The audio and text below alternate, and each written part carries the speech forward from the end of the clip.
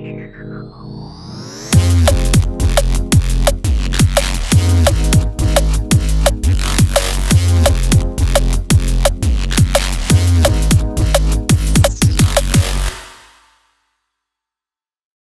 there guys, welcome back to ARTFX Studios. This is another Tutorial Tuesday, Season 3 about Neurofunk Drum and Bass. This is episode number 17, and today we're going to be working a little bit more on this track. Now, I can play you the track, and well, I just might do that. Just play the track so far, what I've got. I've done some changes, and today I want to be talking about those changes, what I did, and I'm pretty much stuck again, like earlier in the season.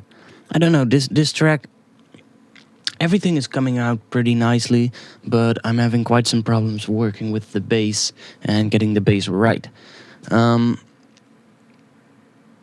get these problems sometimes, you know. It's all part of creating a track. But on this one, I need to say that the bass itself is really giving me a lot of problems. So I want to ask you if you have any ideas watching this video for the bass, for the parts that are still too empty, that need to be filled up, then let me know, because I will definitely like to try out the things that you guys think I should do. So who knows what will actually result, what will come out of it. If maybe you guys come up with an idea that actually is going to make this track a lot better, and it would be pretty cool, right? If you guys sort of like come up with a good idea for that. So now I'm gonna play you this track, and I've done some work, and I'm gonna talk about that pretty soon. So there we go. 3, 2, 1.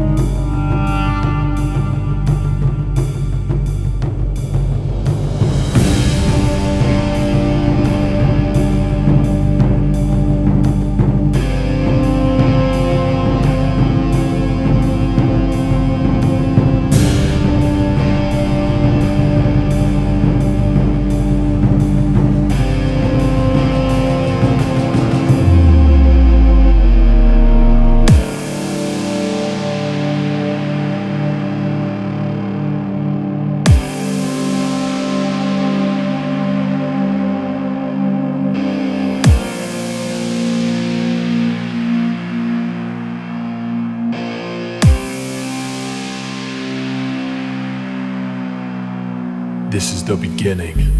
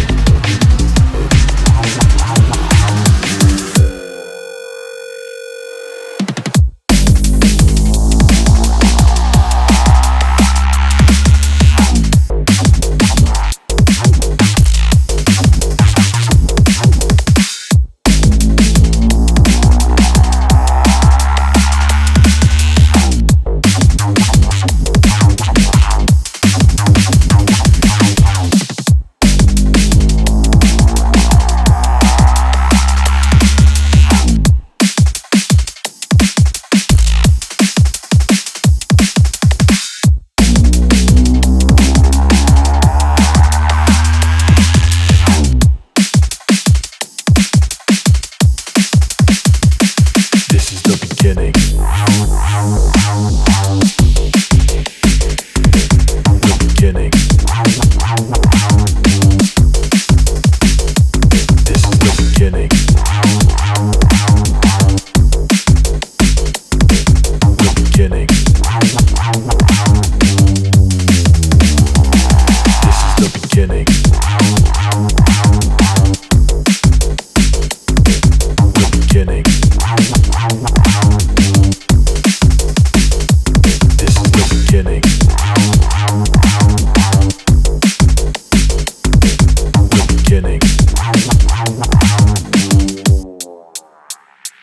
This is the beginning.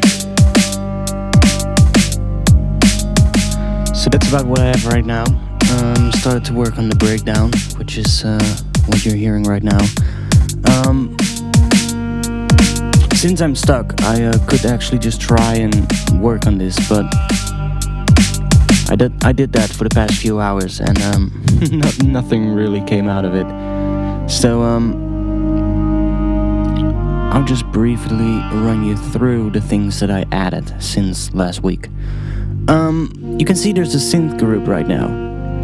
That synth group is containing the telephone synth that I made, and it's also containing a new patch that I created. And that patch sounds like this.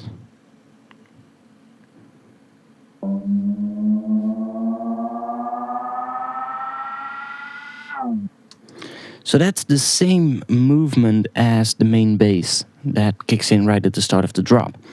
And I'm using the same bandpass filter with the same automation. I just copied over that bandpass from the bass track to this track.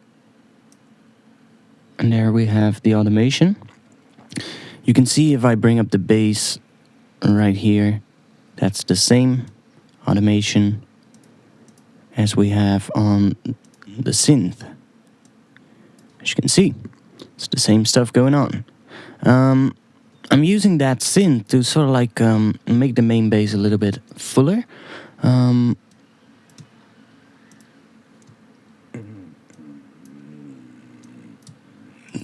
This is just the main bass.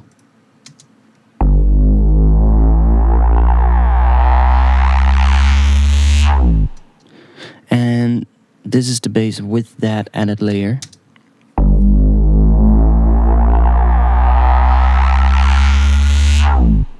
Just makes it slightly fuller.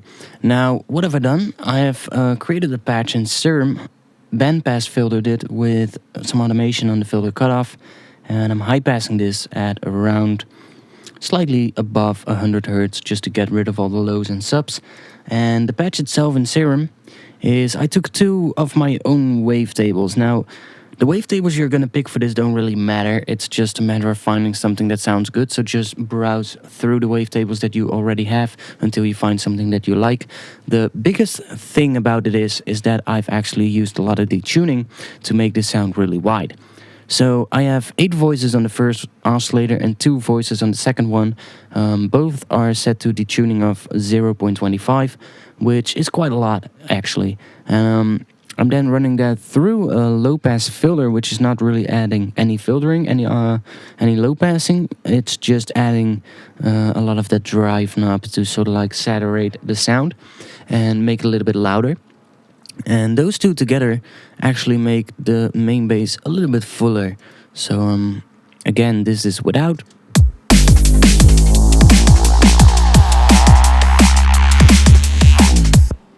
And this is with.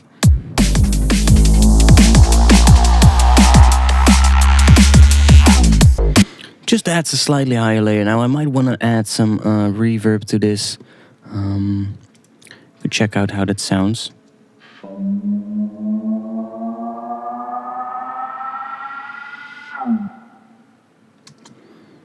That might actually sound pretty good. We could try out how this sounds when it's a little bit wider. So I have a pretty cool stereo widening plugin that I really like, which is by Nomad Factory. It's called BT Stereo Imager ST2S. ST2S, and it's a pretty cool thing. It's really simple, by the way, how to use it. You just this slider determines how much stereo width you're gonna get. So this is completely mono, and that's completely stereo. So let me just show you what it does. This is on completely stereo. So this is without.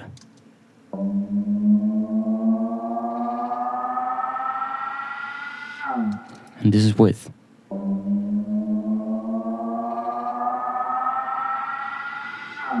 So you can hear how much wider that actually got. I might want to back it up a little bit.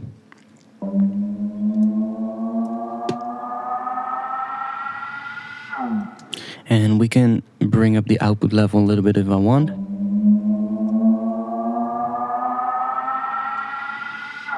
Which might not be needed actually. Let's see how that sounds.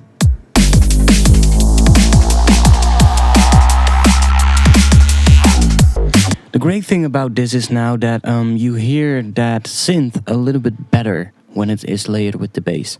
So that's pretty cool, I like that. I'm gonna keep it like that, and I'm gonna color this one blue. Let's rename it to bass top layer. So then another thing I did, I wanted to make the drums a little bit heavier. And the drums already sound pretty good, but I wanted to add a little bit more to it. So what I did is I added parallel compression to the drums. Now, how did I do that? Well, I created a send track right over here, return track, sorry, and I put the glue compressor on that with a really harsh compression setting.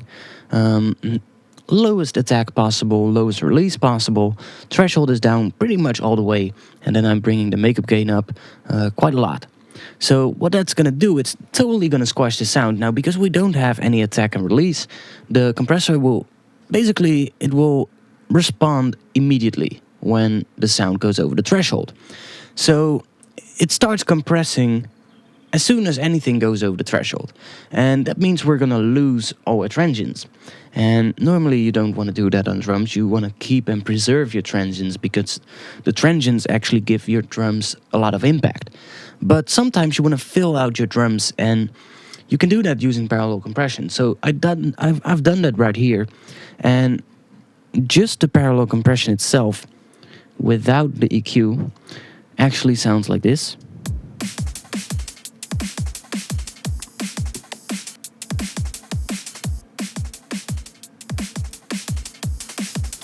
So really squashing it down a lot.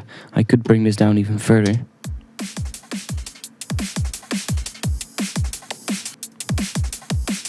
Just really squashing this down. I'm gonna bring it back to what it was because I don't know for sure if it's gonna sound good. Now, the other trick to parallel compression or New York style compression is that when you do this, it's also gonna compress. It's basically compressing the entire signal right now. And by doing that, it's gonna really affect the mids a lot. The mids tend to become quite loud when using a lot of compression on sounds.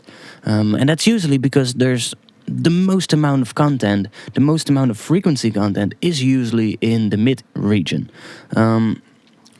Sometimes the bass region can be pretty heavy as well, but usually the mids are where all the character and detail is in all of your sounds. So especially when you're working with drums, you don't want to compress the mids that heavily because it's really gonna destroy the drums. Now, if I play the drums without any sidechain or without any parallel compression,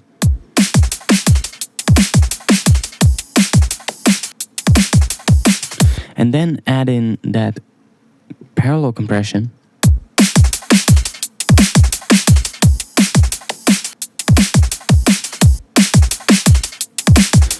you can hear how much louder everything becomes, and it really fills out the drums. However, I decided to add an EQ8 in front of that compressor to scoop out all of the mids.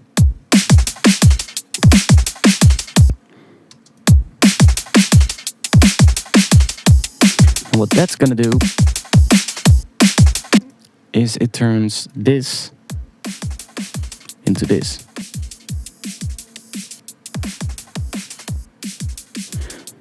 So you can hear we're getting everything except the mids being compressed, and then I'm mixing that back in with the drums itself. So it reinforces the low end and it reinforces the high end of the bass or of the drums, and that I don't know, it just makes the drums easier to be heard in a full mix. They punch easier through the mix, and the drums itself are getting a little bit heavier as well. I like that. I might want to add some more processing to that parallel compression track. We could try adding some slight distortion to really bring up the drums further, but usually I do that at pretty much the end of the track. When I'm done doing the entire track and I'm starting the mix down phase, that's usually when I would do stuff like this. But I wanted to do it already because I really felt the drums were a little bit too smooth, I guess. So just adding that parallel compression really sort of like fills out the drums, especially because we have that break in here, and that break is really all the sounds in between the main drums are much quieter than the main drums itself. So because of that parallel compression, it's really gonna bring up those hits that are not falling right on the snare. So that's pretty cool. It's really bringing up the sound and making the drums sound full. I do want to check out what happens here during the build-up, because in the build-up, I am... oh wait, let's see. I'm just gonna do this because right now I can play you this. In the build-up, I'm applying low-pass filtering to the drum track, but on the group, and because I'm sending these individual tracks into the parallel compressor, the signal that's being sent into the parallel compressor is bypassing the filter, because the filter is on the group and I'm sending these individual tracks to the parallel compression. So I haven't checked this yet, but I think that on the build-up where I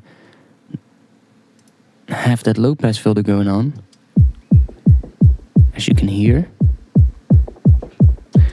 I think that if I add the parallel compression, it's going to compress the highs a lot, and I think it's actually going to add some high end to the build-up. See?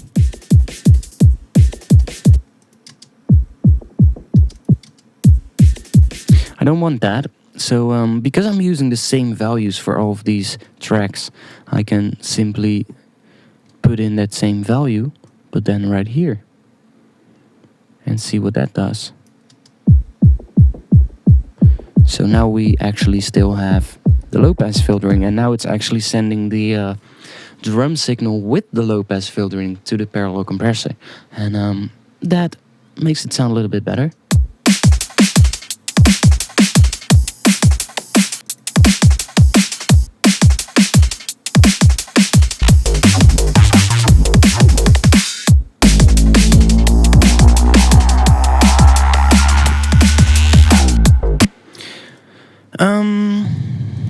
I think that's about it for what I did.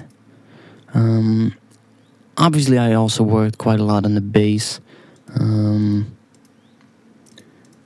which sort of like, there's a lot of work to do. I mean, I like that first part.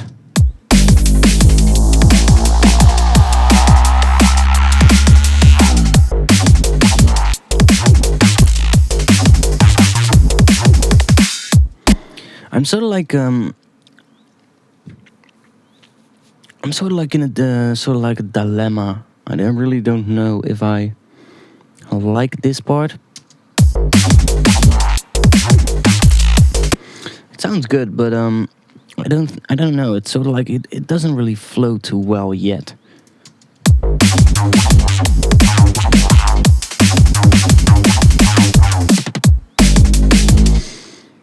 Maybe I might have to work a little bit more on that. Now the thing is, with this track, I'm really stuck on the drop section. Everything else is coming pretty naturally. Everything else is coming pretty easily, but the drop on this track, I don't know why, but it just doesn't want to come out. If you have an idea for this track, for these sections of the drop, let me know. I challenge you, because I'm uploading these projects on Splice every week, and you can download this project file and work on it. Okay, I'm thinking of an idea right now that could be really, really cool. Do I want to do that? Yeah, let's just do it. Since I'm uploading this on Splice every week, and since I'm stuck, I want to challenge you. If you have an idea for this part of the drop, and if you think you can make this drop better, download this project file from Splice and work on it, make it better, then post that to Splice again and let me know. If I like it, I will incorporate your stuff into this tutorial track. And you will actually be in the tutorial if I like it. That's the thing. The cool thing about that is we could turn this into a collab. And that's pretty cool because this now becomes a challenge where you guys can be part of this tutorial track. You guys can be part of this track. Of course, your name will be on it as well. You will be named on the Tutorial Tuesday season. You will be named in the future videos. And you will be named on this channel. And in the end, the track will be uploaded to this channel as well. So, if you want to get some more exposure, and if you want to get, if you want to be a part of this, basically, try downloading this from Splice and see what you can do with it. I'm gonna upload this to Splice right after I finish doing this video, right after I uploaded this video. So you guys will be able to get this from Splice, and yeah, it would be really cool to see what this is, how that is gonna turn out. I'm pretty much up for a collab right now because I'm getting so stuck with this track. I'm getting to a point where I just want to ditch this. Really, that's what I'm getting to right now. I've tried so many stuff already on this drop, and everything just doesn't sound good enough. So, if you think you can do that, if you think you can come up with something cool, do it. Let's see what you can do. Other than that, I don't really think I've done too much to this. I added that synth group, which has nothing on it, by the way. On the breakdown, I'm simply taking the duduk and low strings from the intro and just placing those right. This is the beginning. Right there again.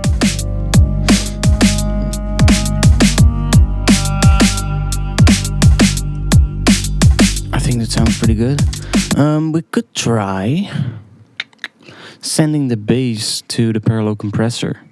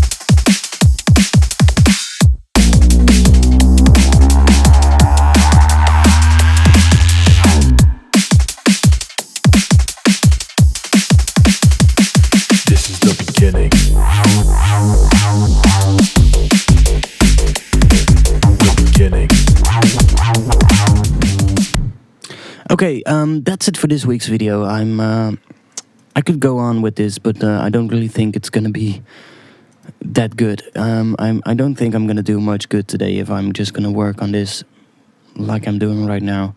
So let's just call it a day for now, and let's do some other tutorial videos.